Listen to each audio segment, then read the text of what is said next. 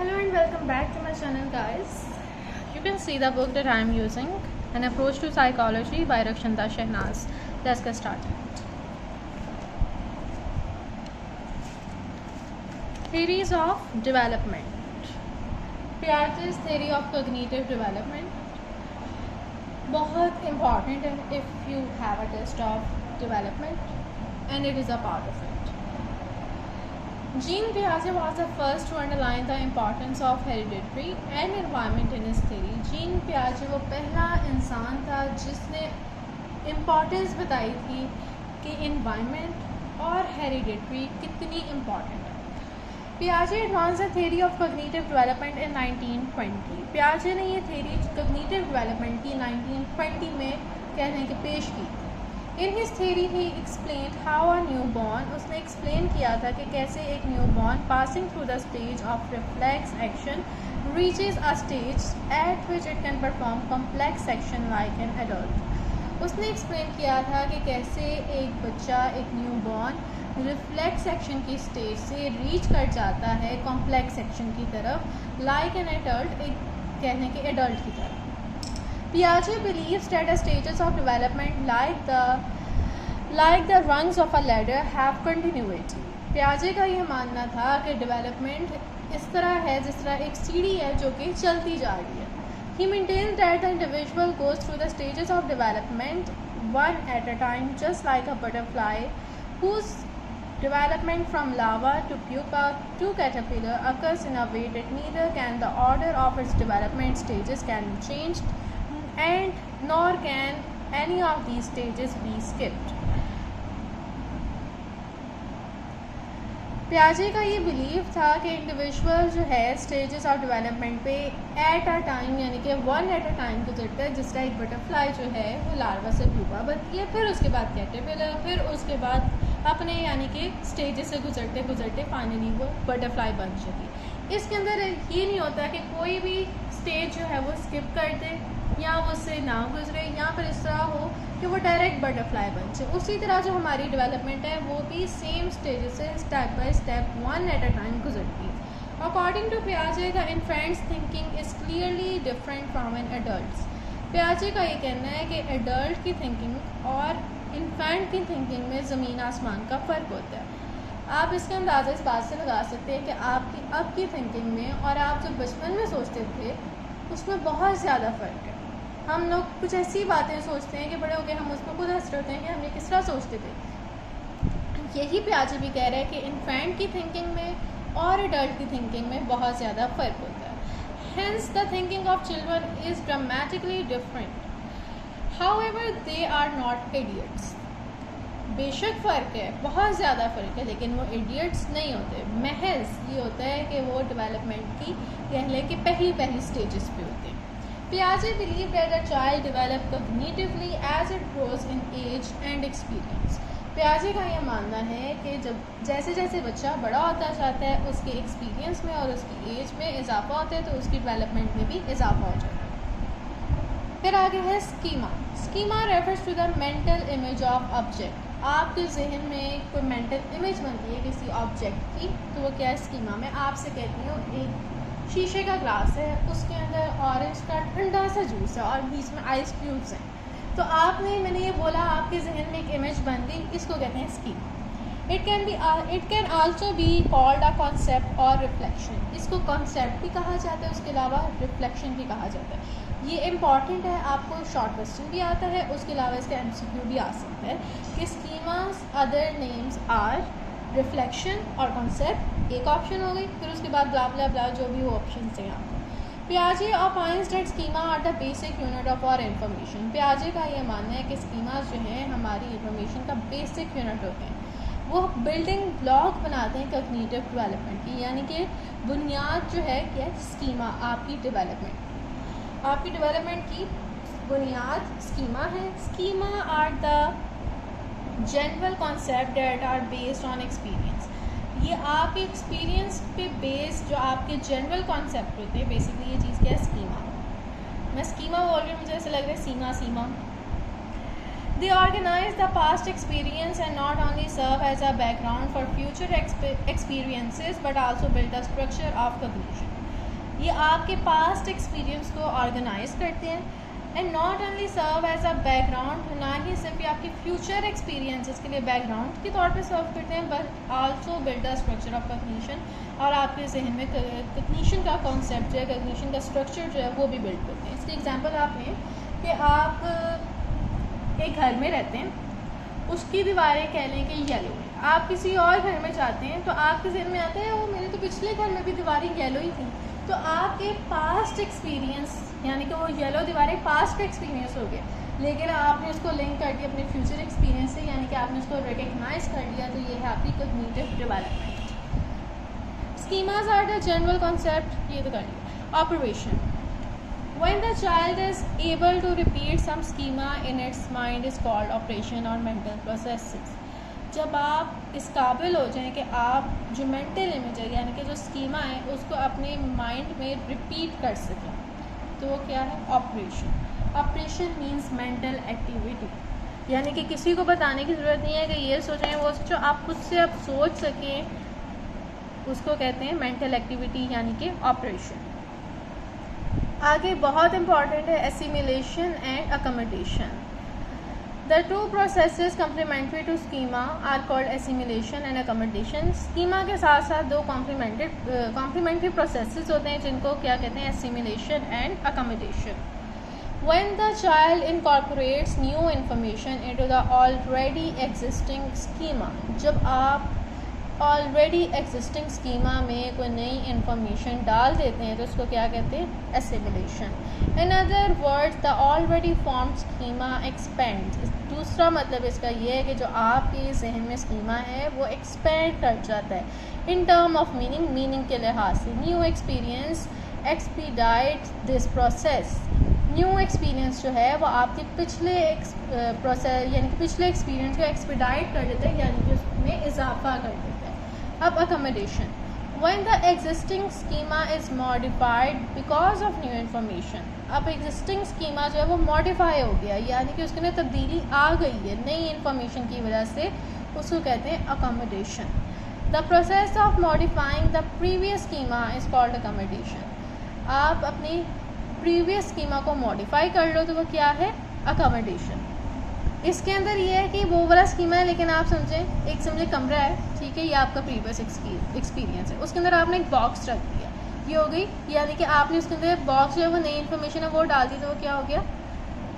Assimilation. फिर उसके बाद अकोमोडेशन क्या है? अकोमोडेशन क्या है कि आप उस पूरे रूम को नई इन्फॉर्मेशन से मॉडिफाई कर दें, यानी कि उसको रेनोवेट कर दें, तो ये है अकोमोडेशन। एसिमिलेशन और अकोमोडेशन में ये फ़र्क होता है। एसिमिलेशन यानी कि आप ऑलरेडी जो आपके पास एग्जिस्टिंग इन्फॉर्मेशन है उसके अंदर नई इन्फॉर्मेशन ऐड की है, ये एसिमिलेशन। अकोमोडेशन कि आप उसको मॉडिफाई कर दें, आप उसको नया बना दें। आगे है stages of cognitive development. Cognitive development की स्टेजेस, सेंसरी मोटर स्टेज, फिर उसके बाद है pre operational stage, concrete and operational stage, formal operational stage, बस। अच्छा, अब Piaget's theory of cognitive development जो है उसके अंदर अभी तक हमने पढ़ा है कि पियाजे ने जो है हेरिडिटरी और उसके अलावा जो इन्वायरमेंट है उसको इम्पोर्टेंस दी थी। 1920 में उसने ये बयान किया था। उसने स्कीमा और ऑपरेशन और उसके बाद एसिमिलेशन और अकोमोडेशन के बारे में बताया। फिर आगे है पियाजे ने 4 स्टेजेस बताई थी कॉग्निटिव डेवलपमेंट की। नंबर 1 है सेंसरी मोटर स्टेज। ये आपकी स्टेज है बर्थ से 2 ईयर्स तक होती है। That is why it is called the stage of infancy. इसको क्या कहा जाता है? Stage of infancy. The mental activity of the newborn is confined to only sensory motor actions. The early schema of the child consists of sensory and motor action. The child is capable of only reflex action in the beginning. Gradually, it begins to perform voluntary action. अब वो कह रहे हैं कि उसकी जो 2 साल तक कह रहे हैं कि उसकी जो डेवलपमेंट है वो रिफ्लेक्स एक्शन के बेस पे है। रिफ्लेक्स एक्शन क्या होता है? जिसके ऊपर आपका कंट्रोल ना हो, जिस तरह आपके आगे कोई चीज़ आए या कोई थप्पड़ मारने लगे तो आपकी आंखें बंद हो जाती हैं, या आपके आगे कोई चीज़ आ रही है आप फ़ौरन पीछे हो जाते हैं। तो ये क्या है? Reflex action. 2 साल तक बच्चे के अंदर रिफ्लेक्स एक्शन रहता है, फिर उसके बाद जो है वो प्री ऑपरेशन स्टेज पे जाता है।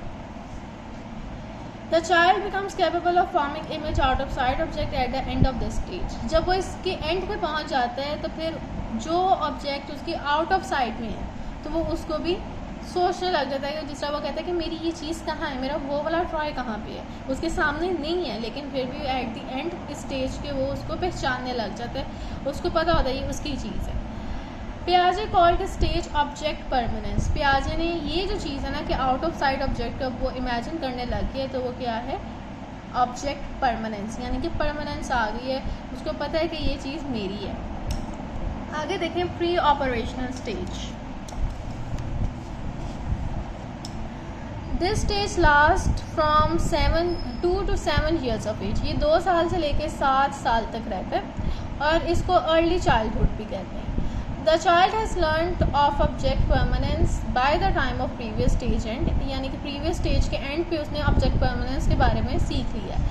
Therefore, the child begins to understand that objects retain their identity despite various changes to them. अब इसके साथ साथ बच्चा ये भी सीख लेता है कि ऑब्जेक्ट जो है वही रहता है, बेशक उसके अंदर चेंजेस आ जाए। Thus, children learn the concept of conservation and reversibility. और कंजर्वेशन और रिवर्सिबिलिटी का कॉन्सेप्ट जो है वो अब बच्चे को समझ आने लग जाता है। जिसकी एग्जांपल ये है कि वो क्या करता है, एक्सपेरिमेंट करने लग जाता है कि एक ग्लास में पानी है उसको वो जग में डाल के देखेगा। जिस तरह हम बचपन में कहते होते थे वो वाले ग्लास में दें, मुझे बड़ा वाला उसके अंदर बोतल भी नहीं, क्योंकि हमारे उस टाइम जहन में कंजर्वेशन एंड रिवर्सिबिलिटी का कॉन्सेप्ट आ चुका होता है। मतलब कि अगर बड़ा ग्लास है तो उसके अंदर क्वांटिटी ज़्यादा होगी, छोटा होगा तो उसके अंदर क्वांटिटी कम होगी, और हम आहिस्ता आहिस्ता इन शेप्स वगैरह और क्वांटिटी वगैरह को समझने लग जाते हैं। The child also come to understand that things can be brought back to the previous state. Child ये भी समझने लग जाते हैं कि आप जो चीज़ पिछली स्टेट में थी उसमें भी उसको वापस लेकर आ सकते हैं। जिस तरह रिवर्सिबिलिटी, जिस तरह अगर आप वाटर को जग में डाल रहे हैं तो वापस उसको ग्लास में भी डाल सकते हैं, और ग्लास से फिर उसको जग में भी डाल सकते हैं। If a piece of paper shape into a plane is shown to the child, अगर आप इस एज में जो है ना बच्चों को कागज़ से प्लेन वगैरह बनाना, टोपियाँ बनाना, कश्ती बनाना बहुत ज़्यादा अच्छा लगता है। उनकी चीज़ें सरप्राइज़ करती हैं कि किस तरह एक पेपर को फोल्ड करके आप एक नई चीज़ बना सकते हैं। और ये जो कॉन्सेप्ट है कंजर्वेशन और रिवर्सिबिलिटी कहलाता है। इसके अंदर कंजर्वेशन और रिवर्सिबिलिटी का टॉपिक जो है ये कहने के बहुत इंपॉर्टेंट है, डिफरेंस आ जाता है। The child begin to comprehend symbols at this stage. इस स्टेज पे अब चाइल्ड को सिम्बल्स की भी समझ आने लग जाती है। वो इस कैपेबल हो जाता है कि वो ड्राइंग्स को, मेकिंग एक्सक्यूजेज और बातचीत को समझने लग जाता है। इस तरह बच्चे जो है झूठ बोलते हैं, मुझे नींद आ रही है, मुझे वॉशरूम जाना है, ऐसा कुछ भी नहीं होता, लेकिन वो एक्सक्यूज़ बनाने लग जाता है। It can repeat past experiences and emulate others. वो पास्ट एक्सपीरियंसेस जो है वो भी रिपीट कर सकता है और दूसरों की नकल भी उतारने लग जाता है। Children play games in which they pretend to be thieves, policeman, teacher, doctor, patient. इसके अंदर क्या है, वो दुनिया से बहुत ज़्यादा बेसिकली इम्प्रेस हो रहा होता है और वो हर चीज़ को अडॉप्ट करने की कोशिश करता है। टीवी पे अगर उसने कोई पृथ्वीराज का ड्रामा देख लिया तो वो तलवार पकड़ के वही करने लग जाता है, या जिद करेगा कि मैंने वही बनना है। कहीं उसने अगर उसकी जैसी कोई चीज़ देख ली, आर्टिफिशियल तलवार देख ली, तो वो कहेगा कि मैंने ये लेनी है। यानी कि उसके अंदर जो है प्रिटेंडिंग जो है, यानी कि दूसरों को देख के उनके जैसा अमल करने की जो है ना, एक कहने की जुस्तजू आ जाती है। At a stage, the child, while classifying things, takes only one quantity or aspect of them into account. Piaget termed it centration. इस स्टेज पे चाइल्ड जो है चीज़ों को क्लासीफाई करने लग जाता है और इस टर्म को उसने कहा है सेंट्रेशन। Child calls everything moving on wheel a vehicle. इस स्टेज पे चाइल्ड को ये नहीं पता था कि गाड़ी कौन सी होती है, मोटरसाइकिल कौन सी होती है, उसके वो चीज़ों को सेंट्रेट कर लेता है। जिस तरह वो उसके जहन में जितनी भी चीज़ें जो चल रही हैं वो एक नाम दे देगा उसको कि ये गाड़ी है। Since a child at this stage cannot make allowance of this point of view, it approaches or recognizes everything with reference to its own self. अब चाइल्ड जो है इस एज पे दूसरों के पॉइंट ऑफ व्यू को नहीं समझ पाता है, तो वो हर चीज़ को अपने लिहाज से देखते। फिर वही बात आ गई कि वो हर चीज़ जो है ना अपने अंदर डाल देते, यानी कि जो भी देख रहा है ना वो अपने यानी कि लिहाज से देखेगा। जिस तरह अगर उसने कोई ड्रामा देखा, जिस तरह हातिम अगर उसने ड्रामा देखा तो वो कोशिश करेगा मैं भी हातिम बन जाऊँ। तो पियाजे ने इसको कहा है ईगोसेंट्रिज्म। फिर आगे है concrete operational stage. Concrete operational stage जो है ये 7 साल से लेकर 11 साल की एज तक रहती है। इसको मिडल चाइल्डहुड भी कहते हैं। By the age of 7 years children begin to view thing from 2 or more prospect. अब बच्चा जो है वो एक चीज़ को 2 या 2 से ज़्यादा प्रोस्पेक्ट से देखने लग जाता है, जिसको कहते हैं डिसेंट्रेशन। पहले उसका ना सेंट्रेशन थी, यानी कि वो सिर्फ अपने लिहाज से देखता था, अब वो 2 या 2 से ज़्यादा प्रोस्पेक्ट से देखते हैं, जिसको कहते हैं डिसेंट्रेशन।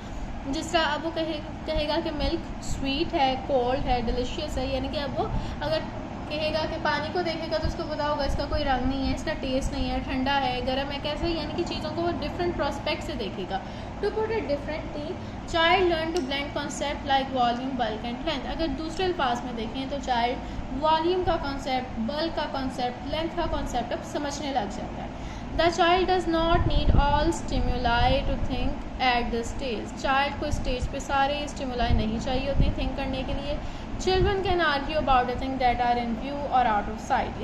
इस स्टेज पे वो आर्ग्यू भी कर सकते हैं। However they employ only simple reasoning, लेकिन महज सिंपल रीजनिंग देंगे। Children begin to comprehend concept by the end of the stage. अब इस स्टेज के यानी कि कहने के एंड पे आके अबव क्या है, बिलो क्या है, बड़ी क्या चीज़ है, छोटी क्या चीज़ है, सबसे छोटी क्या है, इन सब चीज़ों को समझने लग जाता है। आगे है फॉर्मल ऑपरेशनल स्टेज। ये बिगिन होती है 12 साल की एज से। It can be termed as late childhood. The child can think in term of abstraction and symbol. अब चाइल्ड जो है वो एब्स्ट्रैक्ट और सिम्बल्स वगैरह के लिहाज से सोचने लग जाते हैं। देखें सिंपल से आते आते हम कॉम्प्लेक्सिटी की तरफ अब जा रहे हैं। It can reason and argue in a better way. अब जब वो रीज़न देगा या आर्ग्यू करेगा तो एक बेटर वे में करेगा। It develops the ability to form concept. अब उसके जहन में कॉन्सेप्ट जो है यानी कि उसका जहन इस काबिल होगा कि वो कॉन्सेप्ट डेवलप कर सकता है। It faces no difficulty in arguing about supposition like what is possible and what can be possible. अब उसको कोई डिफ़िकल्टी नहीं होगी कि वो आपको ये बता सके कि कौन सी चीज़ पॉसिबल है और कौन सी चीज़ पॉसिबल नहीं है। This last stage of cognitive development comes to completion before adulthood. और ये लास्ट स्टेज जो है आपकी एडल्टहुड से पहले मुकम्मल हो जाती है। सो आई होप गाइस कि आप लोगों को ये टॉपिक समझ आया हो। यहाँ पे इस टॉपिक का एंड हो गया, और अगर समझ आया so share it with your friends and subscribe my channel. Till then, अल्लाह हाफिज़।